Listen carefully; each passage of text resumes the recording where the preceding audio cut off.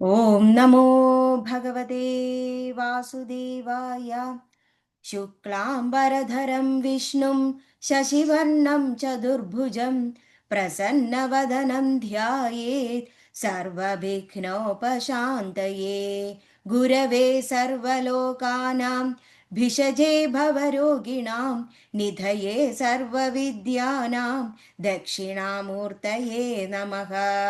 जन्मादस्य यतोऽन्ययादितरतश्चाप्तेष्वभिष्णुस्वराट् तेने ब्रह्महृदाय आदिकवये मुह्यन्ति यत्सूरयः तेजो वारिमृदां यदा विनिमयो यत्र त्रिसर्गो मृषा धाम्ना स्वेन सदा निरस्तकुहकं सत्यं परं धीमहि। धर्मप्रोञ्चितकैतवोऽत्र परमो निर्मत्सराणां सदां वेद्यं वास्तवमत्र वस्तु शिवदं तावत्रयोन्मूलनम्। श्रीमद्भागवते महामुनिकृते किं वा परैरीश्वरः सद्यो हृद्यवरुध्यतेऽत्र कृतिभिः शुश्रूषुभिस्तक्षणात्। निगमकल्पतरोर्गलितं फलं शुगमुगात् अमृतद्रवसंयुतं पिबद भागवतं रसमालयं मुहुरहो रसिका भुवि भावुका। नारायणम् अचन्म नारायणं नमस्कृत्य नरं चैव नरोत्तमं देवीं सरस्वतीं व्यासं ततो जयमुदीरयेत्। यं प्रव्रजन्तमनुपेदमवेदकृत्यं द्वैपायनो विरहकातर आजुगाव पुत्रेदि तन्मयदया तरवोऽभिनेदुः तं सर्वबोधहृदयं मुनिमानदोऽस्मि। यस्वानुभावमखिलश्रुतिसारमेकम् अध्यात्मदीपमदितितीक्षदां तमोर्धं संसारिणां करुणयाः पुराणगुह्यं तं व्याससूनुमुपयामि गुरुं मुनीनाम्। मूकं करोति वाचालं पङ्गुं लङ्घयते गिरिं यत्कृपातमकं वन्दे परमाधवम्। यं ब्रह्मा वरुणेन्द्ररुद्रमरुद तुन्वन्ति दिव्यैस्तवैः वेदैः साङ्गपदक्रमोनिषदैः गायन्ति यं सामगाः। ध्यानावस्थिततद्गतेन मनसा पश्यन्ति यं योगिनो यस्यान्तं न विदुः सुरासुरगणा देवाय तस्मै नमः। कोमलं कूजयन् वेणुं श्यामलोऽयं कुमारकः वेदवेद्यं परं ब्रह्म भासतां पुरतो मम।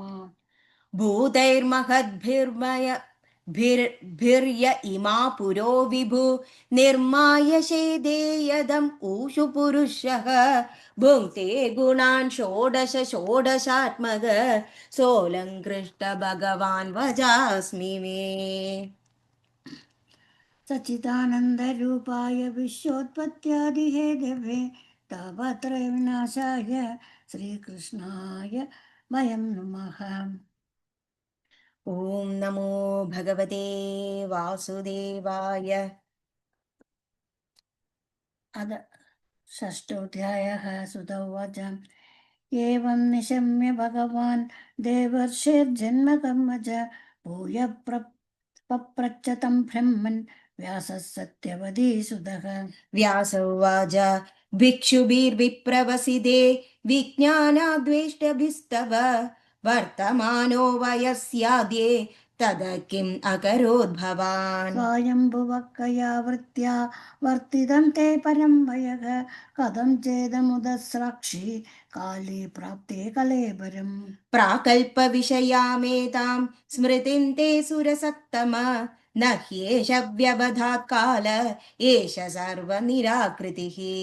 नारद उवाच भिक्षुभिर्विप्रवसिते विज्ञानादेष्टिभिर्ममां वर्तमानो वयस्याध्ये तद एतत्कारशम्। एकात्मजा मे जननी योषिन्मूढा च किङ्गरी मय्यात्मजे अनन्यगतौ चक्रे स्नेहानुबन्धनम्।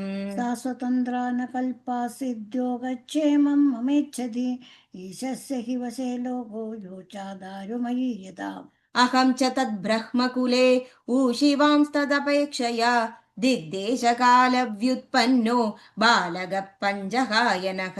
एकदा निर्गदां गेकाद्दुहन्तीं निशिकां पदीं सर्पोदशत्पदा स्पृष्ट कृपणां कालचोदितः तदा तदहमीशस्य भक्तानां गर्भवस्थितः अनुग्रहं मन्यमानः प्रादिष्टं दिशम् उत्तराम्।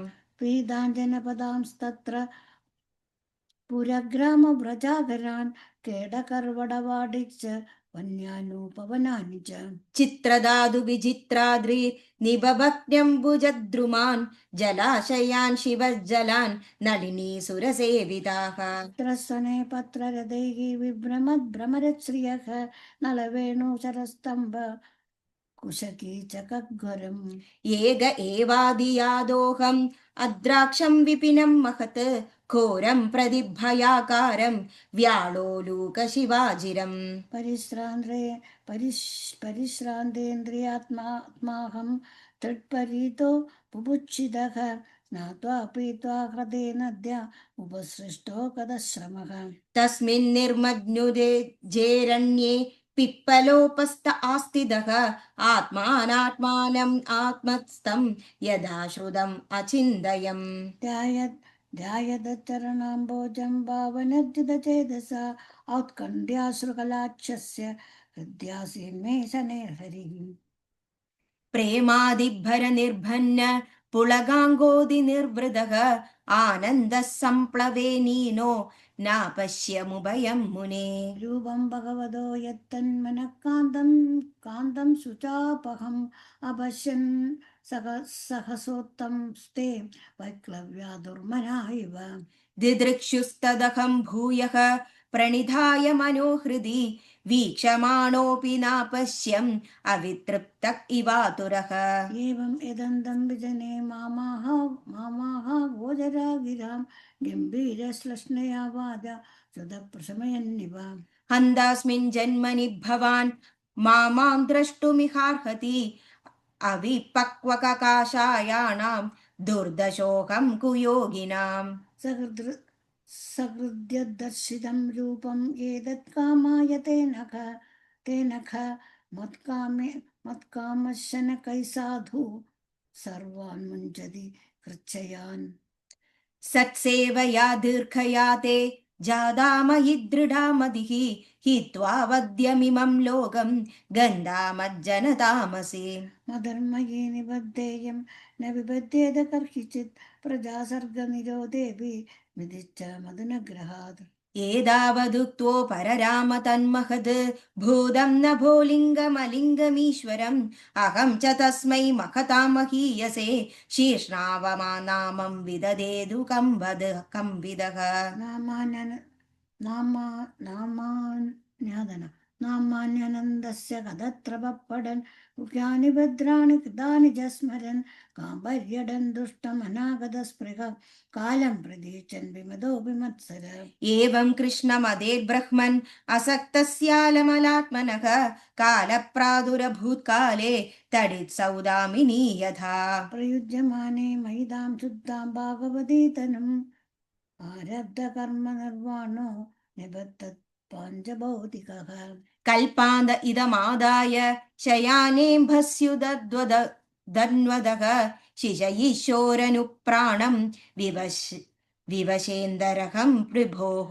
सहस्रैव पर्यन्ते उत्थायेदं सुसृक्षतः मरीचिमिश्रार्षय प्राणेभ्योऽहं च जज्ञिरे अन्तर्बहिश्च लोकां स्त्रीन् पर्येम्य स्कन्दितवर्ब्रदः अनुग्रहात् महाविष्णोः अविघातगति क्वचित् देवदत्तामिमां वीणां स्वरब्रह्मविभूषितां मूर्छयित्वा हरिकथां गायमानच्चराम्यहम् प्रगायदस्ववीर्याणि तीर्थपादप्रियश्रवाः आहूद इव मे शीघ्रं दर्शनं यादि चेतसि। एतद्यादुरचित्तानां माद्रास्पर्शेच्छया मुहुः भवसिन्धुप्लवो दृष्टो हरिचर्यानुवर्णनम् यमादिभिर्योगपदैः कामलोभहदो मुहुः मुकुन्दः सेवया यद् तत्तदात्माधानं श्याम्यति सर्वं तदिदमाख्यातं यत्पृष्टोऽहं त्वया अनघ जन्मकर्मजगस्य मे भवत्तच्चात्मदोषम् सूत उवाच एवं सम्भाष्य भगवान् नारदो वासवीसुतम् आमन्त्र्य वीणां रणयन् ययौ यादृच्छिगो मुनिः अहो देव श्रीधन्योऽयं यत्कीर्तिं शार्गदन्मनः गायन्माध्यन्निदं तन्त्र रमयत्यादुरं जगत् इति श्रीमद्भागवते महापुराणे पारमहंस्यां संहितायां प्रथमस्कन्धे व्यासनारदसंवादे षष्ठोऽध्यायः सर्वत्र गोविन्दनामसङ्कीर्तनं गोविन्द गोविन्द अद सप्तमोऽध्यायः शौनक उवाच निर्गते नारदे सुतः भगवान् बादरायणः श्रुतवांस्तदपि प्रेदं ततः किमकरोद्विभुः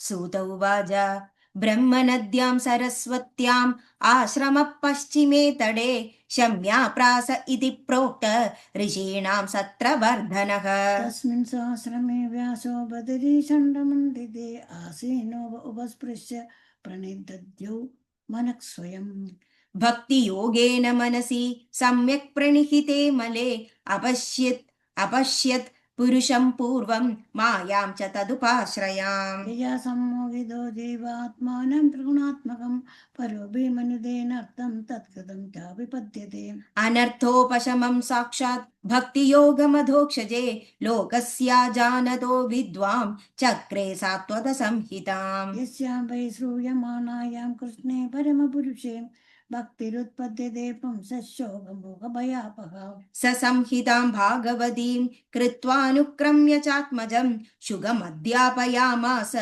निर्वृतिनिरतं मुनिः शौनकुवाच स वै निवृत्तिनिरतः सर्वत्रोऽपि च गोमुनिः कस्य वा प्रकृति मेधाम् आत्मरामः समभ्यसत् सूत उवाच आत्मा रामाश्च मुनयो निर्ग्रन्थो अप्युरुक्रमे कुर्वन्त्यः हैतुकीं भक्तिम् इत्थं भूतगुणो हरिः हरेर्गुणाक्षिप्तमतिर्भगवान् बादरायणी ध्यानं नित्यं विष्णुजनप्रियः परीक्षितोदराजर्षेर्जन्म कर्म विलापनं संस्थां च पाण्डुपुत्राणां वक्ष्ये कृष्णगदोदयम् यदा मृदे गौरवसञ्जयानां विजेष्वतो वीरगतिं गदेषु मृगोदरा विद्धगदाभिमर्शन् भग्नोरुदण्डे धृतराष्ट्रपुत्रे भर्तुप्रियं द्रौणीरिति स्म पश्यन् कृष्णासुतानां स्वपदां शिरांसि उभाहरद्विप्रियमेव तस्य जुगुप्सितं कर्म विगर्हयन्ति माता शिशूनां निधनं सुतानां निशम्य घोरं परितप्यमाना तदा रुदद्बाष्पकलाकुलाक्षि तां सान्दयन्नागकिरीडमाली तदा शुचस्ते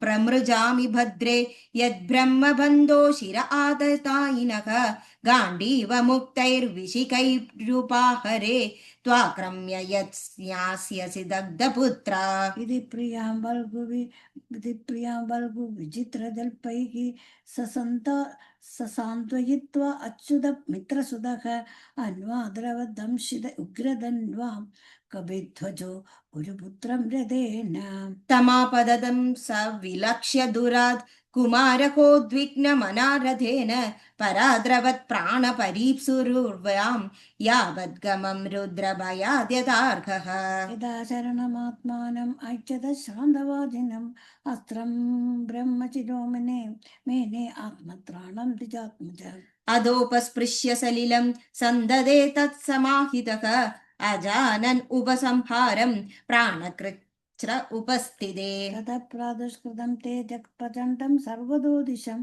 प्राणापदिमभिप्रेक्ष्य विष्णुं जिष्णुरुवाचः अर्जुन उवाच कृष्ण कृष्ण महाभाग भक्तानाम् अभयङ्कर त्वमेको दह्यमानानाम् अपवर्गोऽसि संसृते त्वमादिः पुरुषः साक्षात् ईश्वरः प्रकृते परः मायां दूतस्य मायां व्यूतस्य चिच्चक्त्य कैवल्ये स्थित आत्मनि स एव जीवलोकस्य मायामोहितचेतसः विदत्से स्वेन वीर्येण श्रेयो धर्मादिलक्षणम् तदायं तावदारस्ते भुवो भारजिहर्षया स्वानां चानन्यभावानाम् अनुध्यानाय चास्कृत किमिदं स्वित्कुतो वेदि देवदेव न वेद्म्यहं सर्वतोमुखम् आयाति तेज परमदारुणम् श्रीभगवानुवाच वेत्थेदं द्रोणपुत्रस्य ब्राह्ममस्त्रं प्रदर्शितं नैवासौ वेदसंहारं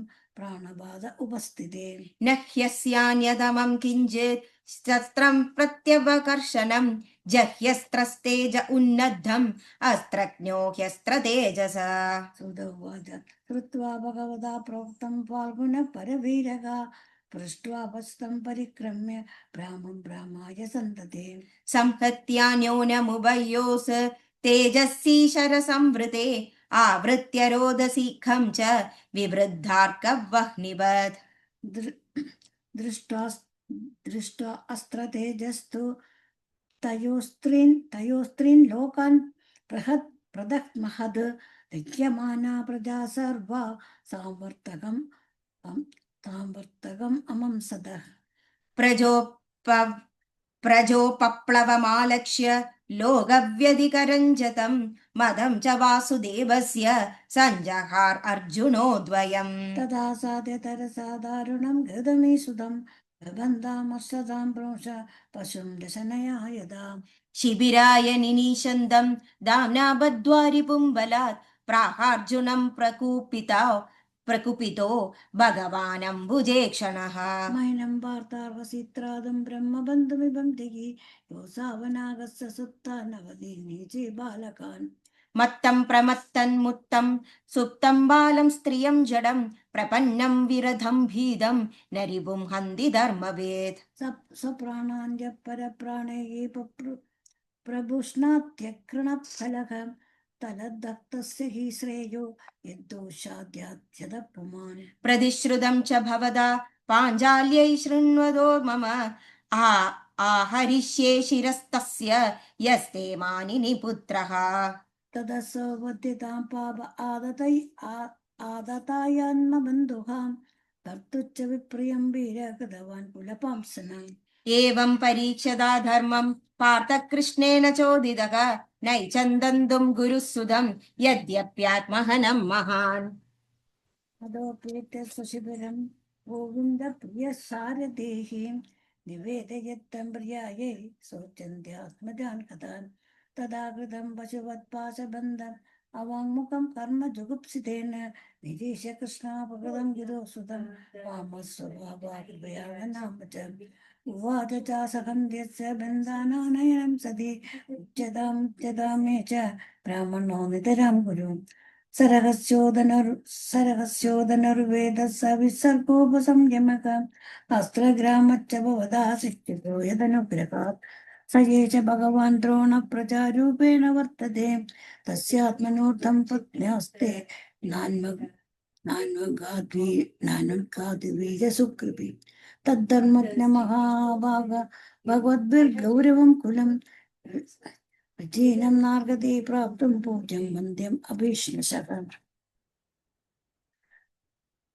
आरोदितस्य जननी गौतमी परिदेवता यदाहमृतवत्सार्ता ज्योतिं विश्रुमुखीं एकौविदं ब्रह्मकुलं राजन्नैरेकृतात्मभिः तत्कुलं प्रतगत्य शोचानुबन्धं सुजार्पितं सोदौवाच धर्म्यं न्यायं तकरुणं निर्विलीकं समं मगत् राजा धर्मसुतो राज्ञ प्रत्यन्नं नन्दत ज्योतिजाम् नकुलसखदेवच्च विधानोदनञ्जयः भगवान् देवकी पुत्रो ईत्यानयातयोषितः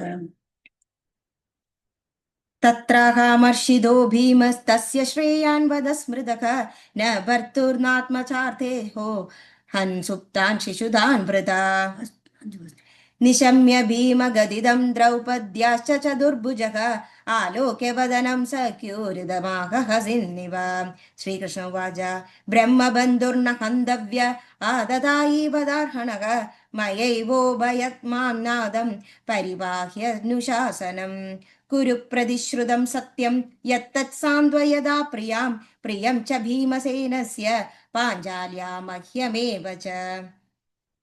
സൂത ഉവാച അർജുന സഹസാജ്ഞായ ഹരേർഹാർദമധാസിന മണിം ജകാര മൂർധന്യം ദ്വിജസ്യു സഹമൂർധജം.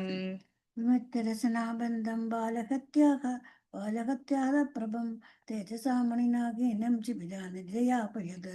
വപനം ദ്രവിണാദാനം സ്ഥാനാത് നിർയാപണം തഥാ ഏഷ ഹി ബ്രഹ്മബന്ധൂനാം വധോ നാന്യോസ്തി ദൈഹികഃ. പുത്രശോകാതുരാ സർവേ പാണ്ഡവാ സഹ കൃഷ്ണയ സ്വാനാമൃതാനാം യത്കൃത്യം ച പുനർഹരണാധികം. ഇത് ശ്രീമദ്ഭാഗവതേ മഹാപുരാണേ പാരമഹംസ്യാം സംഹിതായാം പ്രഥമസ്കന്ധേ ദ്രൗണി നിഗ്രഹോ നാമ സപ്തമോऽധ്യായഃ. സർവത്ര ഗോവിന്ദനാമ സങ്കീർത്തനം. ഗോവിന്ദ ഗോവിന്ദ.